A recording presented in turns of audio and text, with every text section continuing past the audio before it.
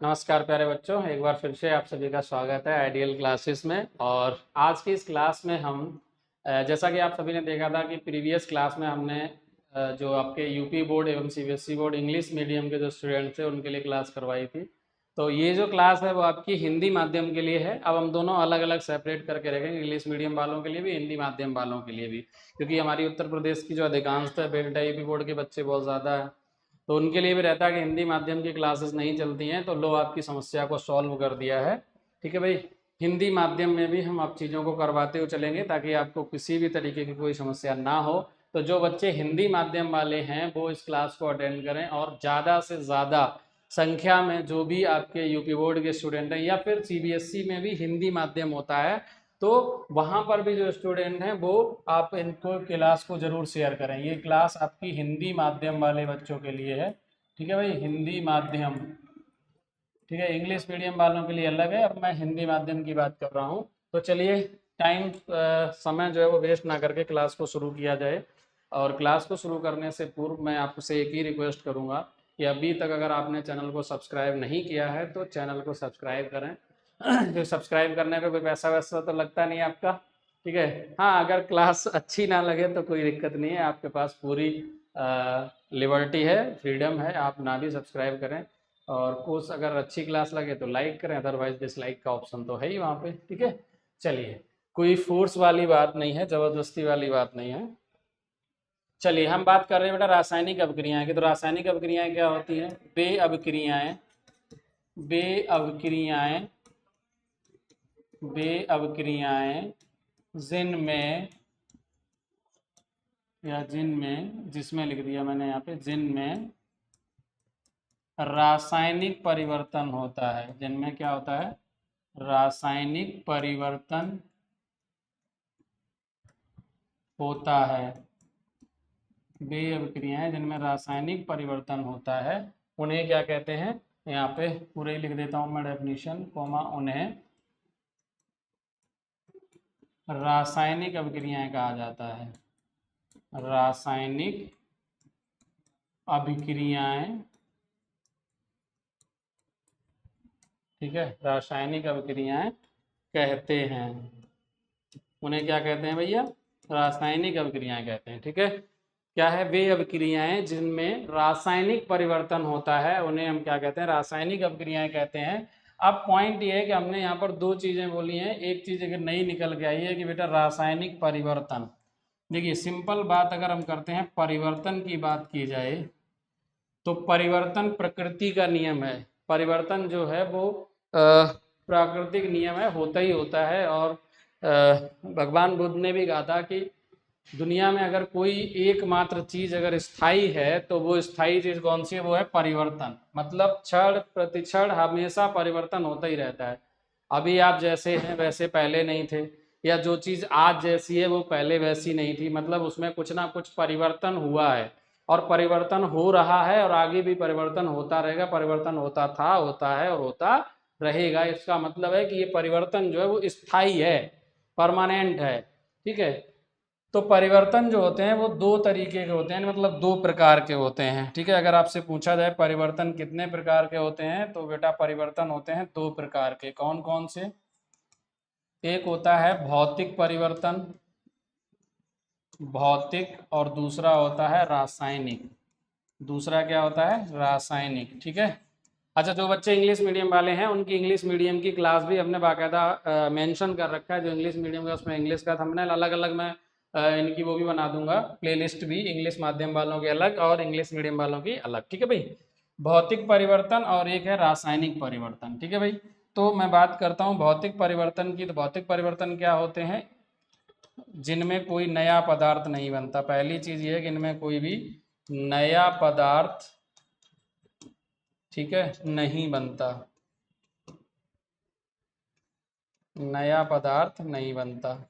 दूसरा इनमें क्या होता है? इसमें चेंज जो होता है वो होता है वस्तु की आकृति एवं आकार में परिवर्तन होता है। इसमें आकृति और आकार में परिवर्तन होगा तो वो क्या कहलाएगा? भौतिक परिवर्तन कहलाएगा। जैसे उदाहरण के तौर पे है कांच का टूटना। कांच का टूटना या सब्जियों का कटना, है ना। कोई आपके घर में टाइल वगैरह है या मकान है वो टूट गया, कोई वस्तु टूट गई है, ठीक है, कांच का टूटना हो गया या सब्जियों का कटना हो गया, ये सब क्या है, ये भौतिक परिवर्तन है। सब्जियों का कटना, अगर सब्जी कट रही है, ओहो ये क्या हो गया भाई, सब्जियों का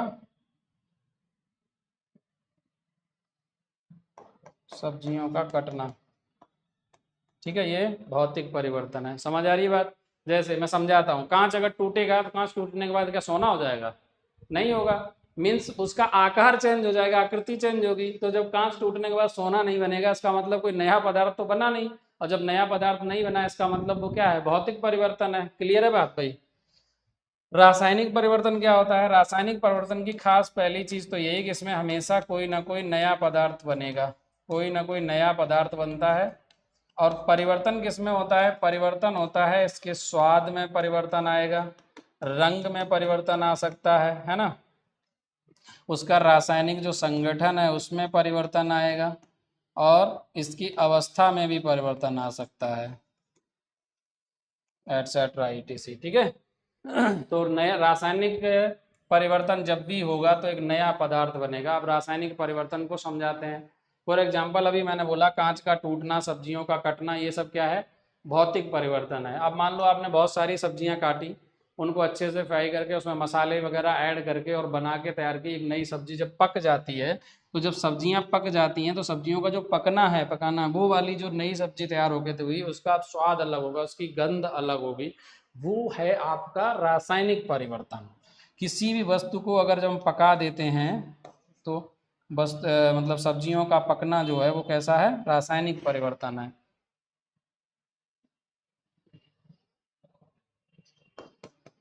गंध में परिवर्तन होता है, ठीक है, आदि में परिवर्तन होता है।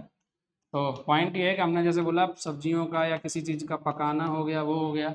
इसके अलावा जैसे आपने क्रिया होती पड़ी होगी, श्वसन क्रिया। हम जब सांस लेते हैं तो ऑक्सीजन ग्रहण करते हैं, तो और जब निकालते हैं बॉडी से तो क्या बोलते हैं, कार्बन डाइऑक्साइड। तो वहाँ पे भी क्या होता है, एक ऑक्सीजन ली और CO2 बाहर दी, तो इसका मतलब क्या, श्वसन क्रिया भी आपकी क्या है, रासायनिक परिवर्तन है। बात क्लियर है। चलो, तो अब उदाहरण के तौर पे जैसे हम लेते हैं, यहाँ पर एग्जाम्पल लेना है हमें, तो हम क्या लेंगे, जैसे मान लो हमने क्या किया, कोई मैग्नीशियम है और उस मैग्नीशियम को जलाया, किसकी उपस्थिति में, ऑक्सीजन की उपस्थिति में। तो ऑक्सीजन की उपस्थिति में क्रिया कराई, तो ये क्या बनेगी, ये बनाएगा मैग्नीशियम ऑक्साइड। क्या बनाएगा, मैग्नीशियम ऑक्साइड। तो हिंदी माध्यम इंग्लिश माध्यम कुछ स्पेशल नहीं है, बस थोड़ा समझने का फ़र्क है वही चीज़ सेम। यहाँ पर क्या है, मैग्नीशियम जो है वो क्रिया कर रहा है ऑक्सीजन के साथ, और जो नया पदार्थ बन रहा है वो आ रहा है मैग्नीशियम ऑक्साइड। तो जो पदार्थ रिएक्ट करते हैं उन्हें कहा जाता है, मतलब क्रिया करते हैं उन्हें हिंदी में हम क्या बोलते हैं, उनको बोलते हैं अभिकारक। जो क्रिया करते हैं उन्हें अभिकारक कहते हैं, और जो पदार्थ बनता है उसे बोला जाता है उत्पाद, ठीक है, उत्पाद। तो यहाँ पे जो अभी मैग्नीशियम और ऑक्सीजन जो हैं ये आपके अभिकारक हैं, और जो मैग्नीशियम ऑक्साइड है वो आपका उत्पाद है। क्योंकि हमने मैग्नीशियम ऑक्सीजन और मैग्नीशियम ऑक्साइड इन्हें शब्दों के रूप में लिखा है, तो इस पूरे जो रिप्रेजेंटेशन को बोलते हैं, जो समीकरण बनेगा उसे बोलेंगे शब्द समीकरण। क्या बोलेंगे बेटा, शब्द समीकरण। क्या बोलेंगे, क्या बोलेंगे भाई, शब्द समीकरण। ये जो रिप्रेजेंटेशन आया है इसको कहा जाता है शब्द समीकरण, इसे बोला जाता है शब्द समीकरण। ये है आपका शब्द समीकरण, ठीक है। अगली स्लाइड पे चलते हैं, नेक्स्ट स्लाइड पे आते हैं। तो अब क्या किया जाए, कई बार पूछा जाता है आपसे रासायनिक समीकरण, रासायनिक समीकरण, रासायनिक समीकरण, ठीक है भैया। रासायनिक समीकरण समझो जरा क्या होता है रासायनिक समीकरण। अगर क्या किया जाए, जो किसी भी अभिक्रिया, कोई रासायनिक अभिक्रिया है, तो रासायनिक अभिक्रिया, ठीक है, किसी रासायनिक अभिक्रिया के उसमें दो चीजें होती हैं, क्या होंगे, अभिकारक एवं क्या होंगे, उत्पाद। दो ही चीजें तो होंगी, अभिकारक एवं उत्पादों, दोनों को क्या कर दिया जाए, जो भी अभिकारक और उत्पाद हैं उन्हें क्या किया जाए, उनके रासायनिक सूत्र, रासायनिक सूत्र या प्रतीकों के रूप में, प्रतीकों के रूप में लिखना या लिखा जाए तो इसे क्या बोलते हैं? तो इसे बोलेंगे रासायनिक समीकरण। क्या कहेंगे भैया? तो इसे बोलेंगे रासायनिक समीकरण। ठीक है भाई, रासायनिक समीकरण। बात समझ आ रही है? मैं क्या कह रहा हूं यहाँ पे, किसी भी रासायनिक अभिक्रिया के उत्पादों और अभिकारकों को अगर रासायनिक सूत्र या उनके प्रतीकों के रूप में लिखा जाए तो उसे रासायनिक समीकरण कहते हैं। जैसे अभी हमने एक एग्जाम्पल आपको बताया था पिछली वाली स्लाइड में, देखोगे तो मैग्नीशियम और ऑक्सीजन क्रिया कर रहा, मैग्नीशियम ऑक्साइड बन रहा है। तो अगर मैग्नीशियम को हम रिप्रेजेंट कर दें Mg से और ऑक्सीजन को O2 से, तो प्रोडक्ट जो बनेगा मैग्नीशियम ऑक्साइड यानी MgO, राइट? MgO क्या बनेगा बेटा? MgO। तो ये जो समीकरण आएगा इसी को बोला जाएगा क्या? रासायनिक समीकरण। अब पॉइंट ये है कि ये जो रासायनिक समीकरण है वो संतुलित है या असंतुलित है ना? तो यहाँ पर चूंकि क्या है, अगर हम इनके, देखो ये दो चीजें हैं हमारे पास जिन्हें हम बोलते हैं क्या? परमाणु। तो अगर मैं परमाणुओं को देखता हूँ तो वो नीचे लेते हैं, वो Mg मैग्नीशियम है और ऑक्सीजन है। अगर इनकी संख्या काउंट की जाए कि भाई कितनी कितनी संख्या है, इधर अभिकारक साइड में देखें, अभिकारक में और उत्पादों में। ठीक, अभिकारक में मैग्नीशियम की परमाणु वो है 1, यहाँ पर भी उत्पाद में भी 1 है। ऑक्सीजन यहाँ पर कितना है? 2 और यहाँ पर कितना है? 1। मतलब ये हुआ कि जो अलग अलग परमाणु हैं उनकी अभिकारक और उत्पादों में संख्या जो है वो समान नहीं है समान। देखो कहाँ समान है, अगर हम यहाँ पे देखेंगे, यहाँ पर 2 हैं और यहाँ पर 1 है। भाई एक ऊपर बराबर है भी, इसमें चाहे 2 हो चाहे 4 हो, लेकिन सेम होने चाहिए सभी में, एक से नहीं काम चलेगा। जैसे मैग्नीशियम के तो परमाणु बराबर हैं दोनों तरफ, लेकिन ऑक्सीजन के बराबर नहीं है। तो ये जो समीकरण आएगा इसको बोला जाएगा असंतुलित समीकरण। क्या कहा जाएगा? असंतुलित समीकरण। असंतुलित समीकरण, इंग्लिश में जो हमने कराया था ना, अनबैलेंस केमिकल इक्वेशन, तो वही है ये। ठीक है, असंतुलित समीकरण। ठीक है भैया, ये हो गया आपका असंतुलित समीकरण। क्या होता है असंतुलित समीकरण, देख लेते हैं। चलो, हमने बात करी रासायनिक समीकरण की, रासायनिक समीकरण की। तो जो रासायनिक समीकरण होते हैं, मैंने कहा ये 2 प्रकार के होते हैं। कौन कौन से होते हैं? 2 प्रकार। रासायनिक समीकरण 2 प्रकार के होते हैं। एक होता है असंतुलित, असंतुलित समीकरण, और दूसरा होता है संतुलित समीकरण। असंतुलित समीकरण और दूसरा होता है संतुलित समीकरण। ठीक है भाई, असंतुलित समीकरण और असंतुलित समीकरण दो हैं, असंतुलित और संतुलित। ठीक है, क्या होता है असंतुलित समीकरण? बहुत सिंपल सा है, जिसमें परमाणुओं की संख्या, परमाणुओं की संख्या दोनों ओर, दोनों ओर, दोनों ओर से मतलब है अभिकारक और उत्पादों में, अभिकारक और उत्पादों में बराबर ना हो, असंतुलित हो, बराबर ना हो। ठीक है भाई, जिसमें दोनों तरफ क्या हो, अभिकारक और उत्पादक में परमाणुओं की संख्या बराबर ना हो, और इसमें क्या हो, जिसमें दोनों तरफ परमाणुओं की संख्या, परमाणुओं की संख्या कैसी हो, बराबर हो, जो अलग अलग परमाणु हैं उनकी संख्या कैसी हो, बराबर हो, तो उसे संतुलित समीकरण कहा जाएगा। एग्जाम्पल के तौर पे मैग्नीशियम Mg+O2 एरो MgO, ठीक है। इसमें नंबर ऑफ ऑक्सीजन एटम अगर इधर देखोगे 2 हैं, इधर कितना है 1, मतलब इसके ऑक्सीजन के 2 एटम हैं और इधर एक सिंगल एटम है 1 एटम, तो बराबर नहीं है, राइट। तो ये एक असंतुलित समीकरण हुआ। लेकिन अगर इसी समीकरण को कुछ इस तरीके से लिखा जाए, कैसे, 2Mg+O2 एरो ट्वाइस MgO।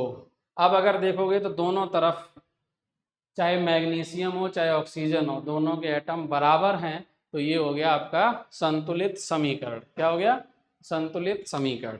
अब किसी समीकरण को और अच्छे ढंग से लिखना है तो उसमें कुछ और इन्फॉर्मेशन भी ऐड कर देते हैं, जैसे उसकी अवस्थाएं लिख देते हैं, अगर वो हीट गर्म कर रहे हैं कुछ भी कर रहे हैं तो उसका सिंबल भी लगा देते हैं, तो वो एक्स्ट्रा जो मतलब इन्फॉर्मेशन होती है वो भी ऐड कर दी जाती है। अदरवाइज ये आपका संतुलित समीकरण है और ये असंतुलित समीकरण है, ठीक है भाई।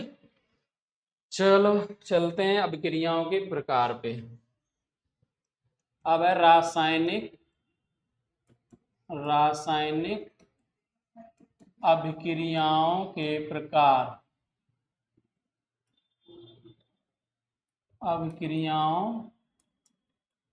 के प्रकार, ठीक है भाई, रासायनिक अभिक्रियाओं के प्रकार, ठीक है। चलो, रासायनिक अभिक्रियाओं के प्रकार में सबसे पहला आता है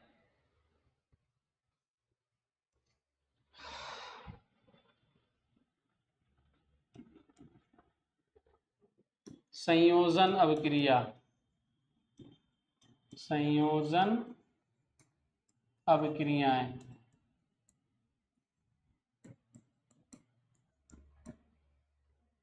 संयोजन अभिक्रियाएं, इंग्लिश में इन्हीं को कहा जाता है कॉम्बिनेशन रिएक्शंस, जो मैं आपको ऑलरेडी करवा चुका हूं। जरा देखो संयोजन अभिक्रियाएं क्या होती हैं।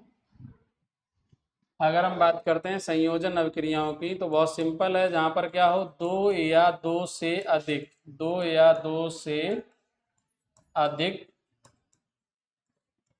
अभिकारक, दो या दो से अधिक अभिकारक क्रिया करके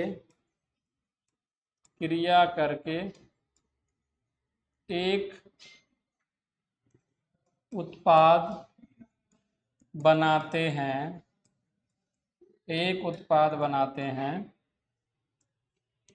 उसे संयोजन अभिक्रिया कहते हैं।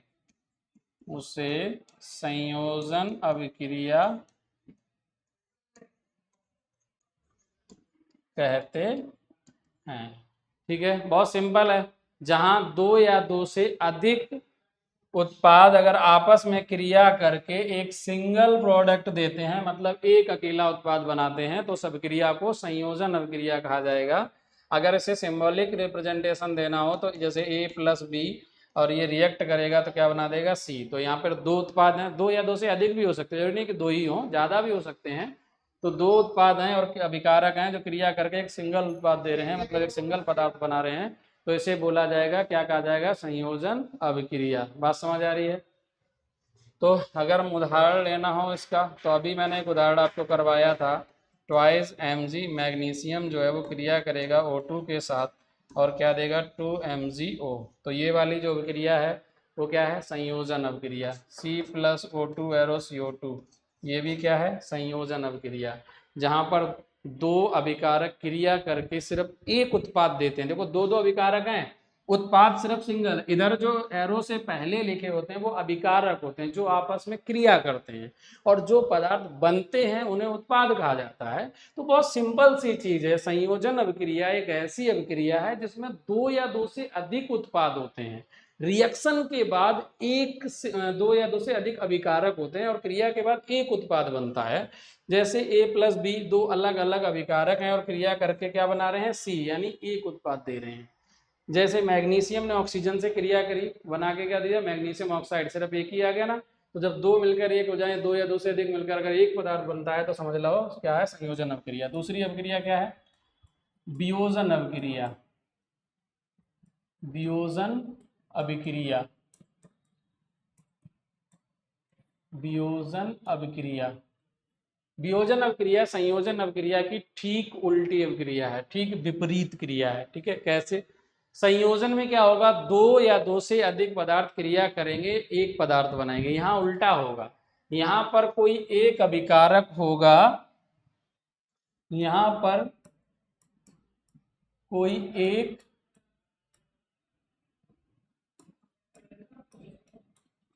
एक अभिकारक, ठीक है, टूटकर दो या दो से अधिक उत्पाद बनाता है, तो उसे क्या बोलते हैं, वियोजन अभिक्रिया कहते हैं। उदाहरण के तौर पे जैसे अगर इसे सिंबॉलिक रिप्रेजेंटेशन देना हो तो ऐसे लिख सकते हैं, ए एक पदार्थ है जो टूट गया किसमें, बी और सी में, दो पदार्थों में, तो ये अभिक्रिया कहलाएगी आपकी वियोजन अभिक्रिया। उदाहरण के तौर पे जैसे CaCO3 कैल्शियम कार्बोनेट है, अगर इसे हीट किया जाए, गर्म किया जाए, तो ये क्या देगा, कैल्शियम ऑक्साइड और प्लस कार्बन डाइऑक्साइड गैस। तो यहाँ पर देखोगे सिर्फ एक अभिकारक है, अगर मैं देखूंगा इधर ये क्या है, सिर्फ एक पदार्थ है, सिर्फ क्या है, एक पदार्थ है, और जो रिएक्शन के बाद क्या आ गए, यहाँ पे दो पदार्थ आ गए। तो मैंने क्या बोला था, जब एक पदार्थ टूट कर दो या दो से अधिक पदार्थ देता है तो ऐसी अभिक्रिया को वियोजन अभिक्रिया कहा जाता है। तो चूंकि यहाँ पर कैल्शियम कार्बोनेट एक सिंगल पदार्थ है जो टूट गया दो अधिक पदार्थों में, तो ये कहलाएगा आपका वियोजन अभिक्रिया। ठीक है भाई, समझ आ रही है बात? चलो अगले पे चलते हैं। नेक्स्ट है, तीसरी है आपकी विस्थापन अभिक्रिया, विस्थापन अभिक्रिया, विस्थापन अभिक्रियाएं। विस्थापन अभिक्रियाएं क्या होती हैं भाई?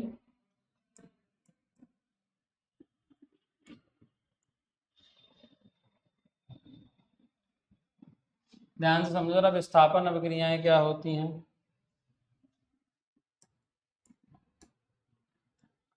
वे अभिक्रियाएं जिनमें एक अधिक क्रियाशील तत्व अपने से कम क्रियाशील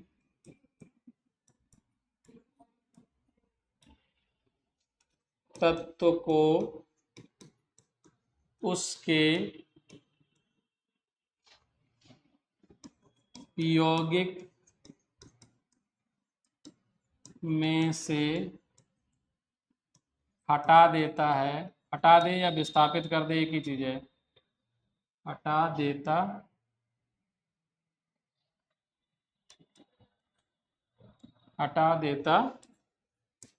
है, तो क्या कहलाएगी? तो इसे क्या कहेंगे, विस्थापन अभिक्रिया कहते हैं। ओहो, हाथ थक जाता लिखते लिखते, इतनी बड़ी बड़ी डेफिनेशन है ये। क्या बोला मैंने? वे अभिक्रियाएं जिनमें एक अधिक क्रियाशील तत्व अपने से कम क्रियाशील तत्व को उसके यौगिक में से, किसमें से, यौगिक में से क्या कर दे, हटा देता है, तो इस अभिक्रिया को विस्थापन अभिक्रिया कहा जाता है। बहुत सिंपल सी डेफिनेशन है। मैंने पहले भी बोला था, यहाँ पे एक कहावत है, वो कहावत गांव में गई थी कि जिसकी लाठी उसकी भैंस। मतलब क्या होता है, वस्तु जो है वो पावरफुल व्यक्ति की होती है। तो यहाँ पर भी वही है, अगर कोई अधिक क्रियाशील तत्व है वो अपने से कम क्रियाशील तत्व को उसके यौगिक में से हटा देगा, इस क्रिया को विस्थापन अभिक्रिया कहते हैं। उदाहरण के तौर पे जैसे इसको रिप्रेजेंट कैसे करेंगे, सिंबल के फॉर्म में। तो a प्लस बी एक्स है, मान लो यहाँ पे b की जो क्रियाशीलता है वो a से कम है, तो ये b क्या करेगा, इसको यहाँ से हटाएगा और क्या बना देगा, ए एक्स प्लस बी हो गया अलग। अब इसे उदाहरण के द्वारा समझो, जैसे मान लो कैल्शियम है Ca, ये क्रिया करेगा HCl के साथ, तो क्या बनाएगा, ये बना देगा CaCl2, CaCl2 और प्लस हाइड्रोजन अलग हो जाएगी H2। इसे बैलेंस कर दो, 2 से मल्टीप्लाई कर दो, तो देखो क्या हो रहा है, कैल्शियम जो है वो हाइड्रोजन से अधिक क्रियाशील है। यहाँ से देखो उसने क्या कर दिया, हाइड्रोजन को उसके यौगिक में से हटा दिया। देखो यहाँ से हाइड्रोजन को हटाया, हाइड्रोजन यहाँ अलग हो गया और खुद आके क्लोरीन के साथ जुड़ गया। ठीक है, तो ये क्रिया क्या कहलाएगी, विस्थापन अभिक्रिया कहलाएगी। क्या कहलाएगी भैया, यही क्रिया कहलाती है विस्थापन अभिक्रिया। समझ आ रही है बात, बोलो भाई। अब तो आपको नोट्स भी मिल रहे हैं, आप यही, मैं एक एक डेफिनेशन सारी नोट कर दे रहा हूँ हिंदी में। तो अब प्लीज़ अब मत बोलना कि हम सर हिंदी वाले बार बार बोलें, सर हिंदी में लिखाओ, हिंदी में लिखाओ। अब तो मैंने प्योर आपकी एक शुद्ध हिंदी की क्लास करवा दी, ठीक है ना। परेशान थे आप लोग, इंग्लिश में करवा रहे हो सर, तो अब मैंने दोनों की क्लास शुरू कर दी, हिंदी मीडियम की भी और इंग्लिश मीडियम की भी। ठीक है भाई, उसमें मिक्स हो जा रहा था तो प्रॉब्लम होती थी। इंग्लिश मीडियम वाली सेपरेट इंग्लिश मीडियम में रहेगी, हिंदी वाली हिंदी में रहेगी। ठीक है भाई, चलो करो जल्दी से नोट। अगली है आपके, दो अलग अलग अभिक्रियाएं हैं, बोला भी लिखा भी होगा बुक में भी, रिडॉक्स रिएक्शन करके लिखा होगा, रिडॉक्स अभिक्रिया। क्या होता है भाई रिडॉक्स अभिक्रिया, ठीक है, रिडॉक्स अभिक्रियाएं तो क्या होती है, जरा रिडॉक्स अभिक्रिया भी समझ लो। देखो रिडॉक्स अभिक्रिया कोई अलग से अभिक्रिया नहीं है, बल्कि दो अभिक्रियाओं का सम्मिलित रूप है। ठीक है, क्या है जरा समझ लेते हैं।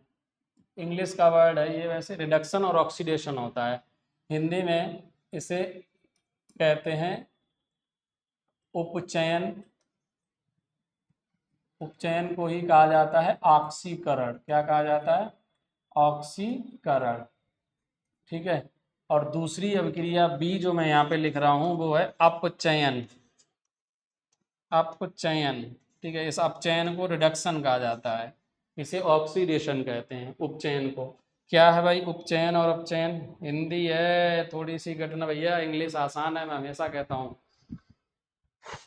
ठीक है, सही मायने में देखोगे तो इंग्लिश की कोई अपनी कोई व्याकरण नहीं है। ठीक है, पर भाई होता है ना, जैसे आपने देखा होगा PUT पुट होता है, BUT बट हो जाता है, ये बुट नहीं हो सकता है ना। जैसे आपने 10th क्लास में चैप्टर पढ़ा होगा, या इसमें एक वर्ड आता साम ऑफ लाइफ, PSALM, तो इसमें P और L दोनों साइलेंट होता है। तो इस हिसाब से मेरा नाम अगर आशीष है तो मैं कहूँगा कि भाई मेरे नाम की स्पेलिंग है PASHILSH। बोलोगे सर ये क्या मजाक है, मजाक कुछ नहीं है, P और L साइलेंट है, तो हो गया मेरा नाम आशीष। समझ आ गई बात। चलो मुद्दे पे आते हैं, ये बीच बीच में थोड़ा हंसी मजाक चलता रहता है।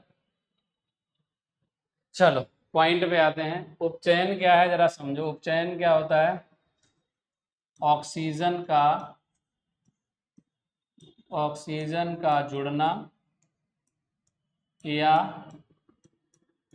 हाइड्रोजन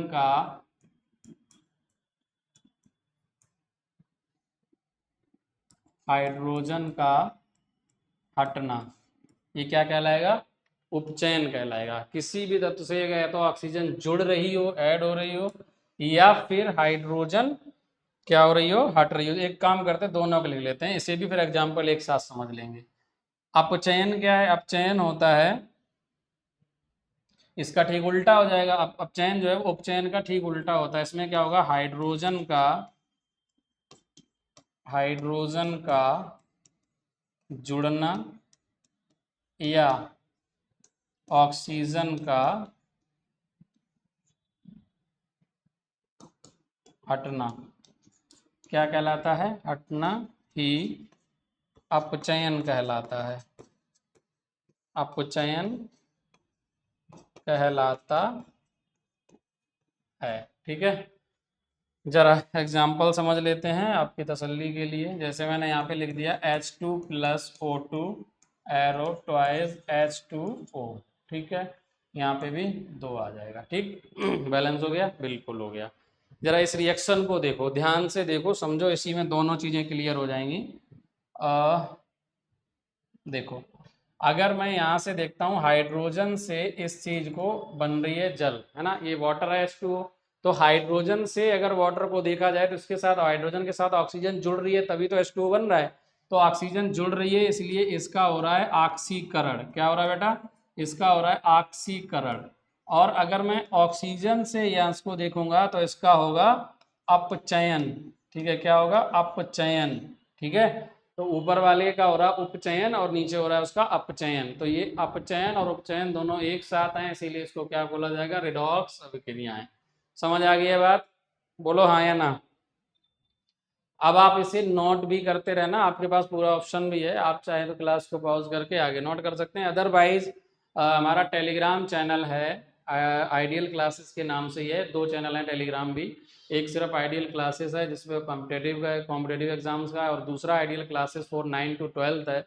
उस टेलीग्राम चैनल को सब्सक्राइब करना और वहाँ से ज्वाइन करो, और ज्वाइन करने के बाद आपको ये सारी जो PDF हैं वो वहाँ पे मिल जाएंगी, ठीक है भाई। तो आपको नोट्स भी मिल जाएंगे। तो उम्मीद करते हैं आपकी जो आज की क्लास है वो आपको पॉइंट टू पॉइंट सारी चीज़ें समझ आई होंगी। आज की क्लास में हमने आपको रासायनिक अभिक्रियाएं क्या होती हैं वो बता दिया। फिर उसके बाद हमने रासायनिक समीकरण बताए क्या होते हैं। रासायनिक समीकरण के बाद मैंने आपको रासायनिक समीकरण के प्रकार पढ़ा दिए। संतुलित असंतुलित समीकरण क्या होता है मैंने वो पढ़ा दिया। उसके बाद मैंने रासायनिक अभिक्रियाओं के प्रकार, जिसमें आपको संयोजन अभिक्रियाएं क्या हैं वो पढ़ाया, वियोजन अभिक्रियाएं क्या हैं वो करा दिया। उसके बाद लास्ट में मैंने आपको विस्थापन अभिक्रियाएं और रिडॉक्स अभिक्रियाएं भी कंप्लीट करा दिया।